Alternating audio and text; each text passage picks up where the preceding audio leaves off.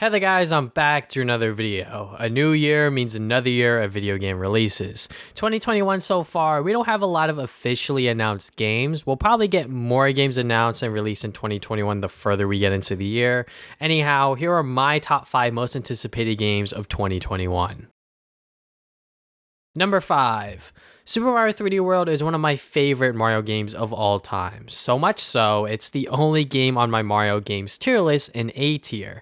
That video itself received a lot of mixed comments, which is understandable because I'm a bigger fan of the newer games than the older ones. I always thought 3D World was a really good 3D Mario game. I had a ton of fun playing it on the Wii U back in the day, trying to collect all of the green stars and stamps in each level. I genuinely had a great time with Super Mario 3D World, even if my enjoyment was due to the lack of games on the console. Over the past couple of years, people have been calling 3D World a bad 3D Mario game. It may not be as great as the Galaxy duology or have the same freedom that Sunshine and 64 offer, but the level-to-level gameplay of 3D World is still fun nevertheless. An updated version of the game for the Nintendo Switch has me somewhat excited because it gives me an excuse to play 3D World all over again.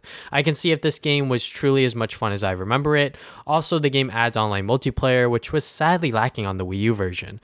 Furthermore, the Bowser's Fury content was just revealed the other day, and it looks kind of epic. A semi-open world landscape where you team up with Bowser Jr. to take down Bowser. It looks interesting to experience and has me more excited to play this game now. Whether I'm going to be playing this game by myself or with a couple of friends, I cannot wait to jump back into Super Mario 3D World plus Bowser's Fury on February 12th. Number 4. From the developers of 2018's A Way Out, Hazlight Studios is bringing us another cooperative adventure in the form of It Takes Two. The story is about a clashing couple, Cody and May, who find themselves in a fantasy world after being turned into dolls. The couple now have to work together to get back to their normal selves. Unlike A Way Out, the gameplay looks more platforming oriented and other game genres mixed in. I'm a huge fan of A Way Out, making a cooperative required experience with a story like no other. It Takes Two is obviously going off of their previous success, but in a completely different world and platforming focused gameplay. Honestly, I had no idea the story was about a troubled couple until I started writing this part of the video. The gameplay being cooperative required was enough to hook me in once again. I'm interested in playing another Hazlight Studios project as It Takes Two is set to launch on March 26. Number 3. It's been a while since we've had a Batman game, huh? 2015's Batman Arkham Knight was unfortunately a disappointment for the conclusion to the Arkham series. 5 years since Arkham Knight's release, we got the announcement of a brand new Batman game called Gotham Knights. Focused on Batman's many sidekicks, it's up to them to restore Gotham City after Batman's apparent death. Action RPG gameplay with each character having unique abilities and playstyles. I'm very eager to try out Gotham Knights for myself. I mean, I get to play as Robin, Nightwing, Batgirl, or the Red Hood. That sounds like a lot of fun, especially since I have a soft spot for the Robins. The action RPG gameplay is just taking a page out of the recent Assassin's Creed games while having similar core gameplay to the Arkham games. Multiplayer seems to be a factor as well, which can be a whole lot of fun if done correctly. Gotham Knights is set to launch sometime in 2021. Number 2. Well, by the time you guys are watching this video, this game is already out. Scott Pilgrim vs. the World, the game, is the golden example of why digital games shouldn't replace physical media. The game released back in 2010 as a side-scrolling beat-em-up with retro-style graphics. The game was praised among fans of video games and Scott Pilgrim due to its superb gameplay, well-done sprite work, and bumpin' soundtrack. Anyone who played this game back in the day loved it, including me. This is probably my favorite Xbox Live Arcade game because it was done exceptionally well and fun as hell to play. The game sadly got delisted in 2014, which prevented anyone new from buying it. Fans have been wanting this game back on digital stores, including a physical version of the game, to prevent any delisting shenanigans from happening.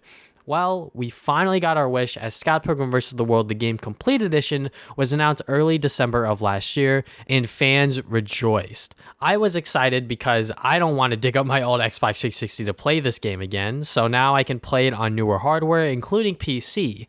Dubbed the Complete Edition, this version of the game also comes with all the DLC released for it too. But wait, what about a physical edition? Partnering with limited run games, you can purchase 3 different physical editions of Scott Pilgrim vs. the World, the game Complete Complete Edition for the Nintendo Switch and PlayStation 4 for the next 6 weeks as pre-orders are now open. They are working on an Xbox One version, but for right now, the 6-week pre-order window is for PS4 and Nintendo Switch. If you're wondering why this side-scrolling beat-em-up with retro-style graphics is loved by many, you can find out now as Scott Pilgrim vs. the World: The Game Complete Edition is available digitally on the PS4, Xbox One, Nintendo Switch, PC, and Stadia. Number 1. Ratchet & Clank Rift Apart is my most anticipated game of 2021. I've been a Ratchet & Clank fan since 2009, and I've thoroughly enjoyed almost every game in the series so far. Some are better than others, but the series still offers platforming action with wacky weapons to boot. The most recent entry in the series, Ratchet & Clank 2016 on the PS4, was based on the movie's retelling of the Ratchet & Clank story, which left a lot to be desired in my opinion. I was waiting for the next mainline Ratchet & Clank title since Into the Nexus was a great send-off for the series on the PlayStation 3. I received my answer in June 2020 as Insomniac Games revealed Ratchet & Clank Rift Apart during the PS5 event. Showing our iconic duo traveling through many different planets and locations instantly was a ton of fun to see. Traveling that quickly to a number of different areas due to the PS5's SSD made it obvious this was going to be a PS5 exclusive. There's no way this game can run on the PS4 without having loading screens happen during the dimensional jumps. In addition, Insomniac Games teased a female Lombax who is playable in Rift Apart.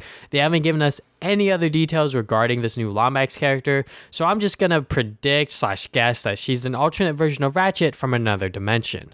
The gameplay demo shown in August 2020 was super cool to see as well. The dimensional jumping over large gaps, switching the over-the-shoulder angle based on the enemy's location, and new weapons to play around with made it clear Insomniac Games still have some new ideas for the Ratchet & Clank series. Along with the fast loading times, the game looks stunning on the new PlayStation hardware. Insomniac Games is offering a fidelity and performance mode, just like with their Spider-Man games. Either play this game at its full 4K resolution at 30 frames per second in fidelity mode, or at a slightly lower resolution at 60 frames per second in performance mode. Whether we get more details on this game or not, I am looking forward to playing Ratchet & Clank Rift Apart later this year.